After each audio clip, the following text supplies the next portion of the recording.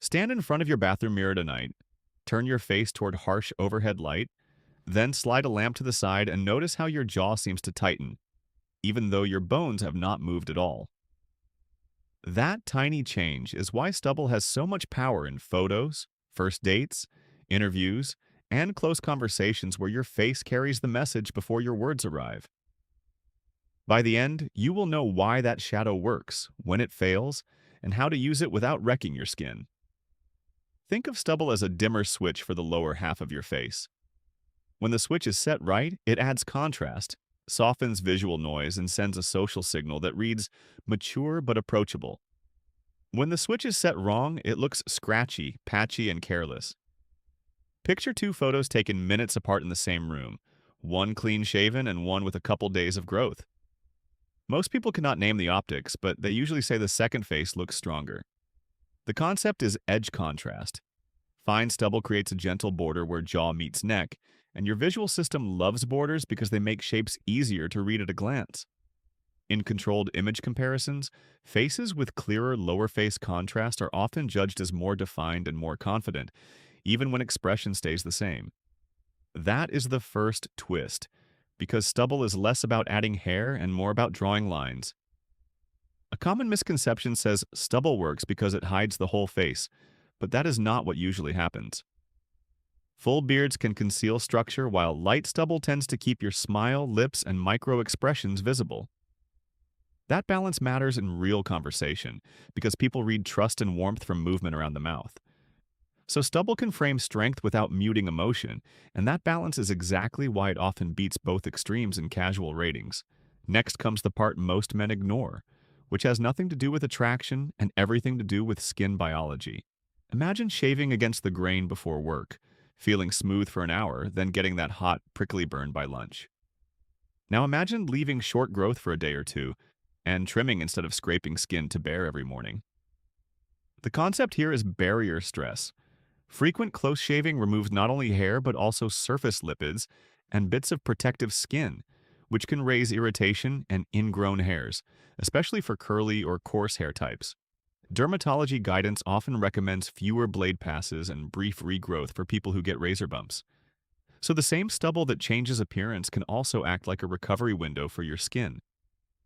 Try this in a mirror with clean hands and relaxed shoulders.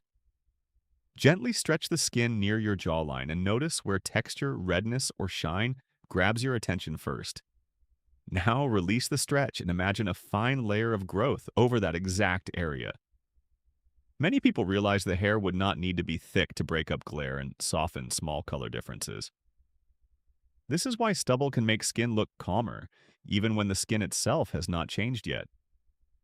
One resident physician I coached for media interviews had a routine that left his neck red before every camera segment.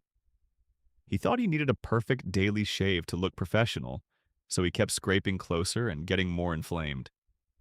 We switched him to a guarded trimmer, a warm rinse, and a short evening cleanup instead of a morning close shave. Within 2 weeks, his skin looked calmer, his jaw read clearer on camera, and he stopped touching his neck between questions. The change looked cosmetic from the outside, but the real win was comfort, because confidence gets louder when irritation stops shouting.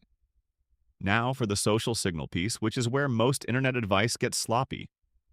Across many preference studies, women tend to rate light to medium stubble as especially attractive for short-term appeal, while heavier beards can sometimes score higher for age, dominance, or long-term maturity cues. The key word is tends because context and culture shift these patterns. Still, the repeated finding is clear enough to trust. A little growth often sits in the sweet spot between youthful and rugged. That sweet spot is our dimmer switch again, and the setting depends on where you are walking into. Walk into a creative studio with slight stubble and it can read focused and modern. Walk into a strict formal setting with uneven neck growth and the same stubble can read unfinished. The concept here is signal clarity when strangers make snap judgments in busy rooms. People are not judging only masculinity, they are judging intention. Clean lines at the cheek and neck tell the brain this look is chosen, not neglected, and chosen signals travel farther than raw hair volume. The biggest mistake is chasing length instead of shape. If you want to test this, cover your lower neck in the mirror with your hand and keep only the jaw zone visible, then switch and cover the jaw while leaving the neck visible.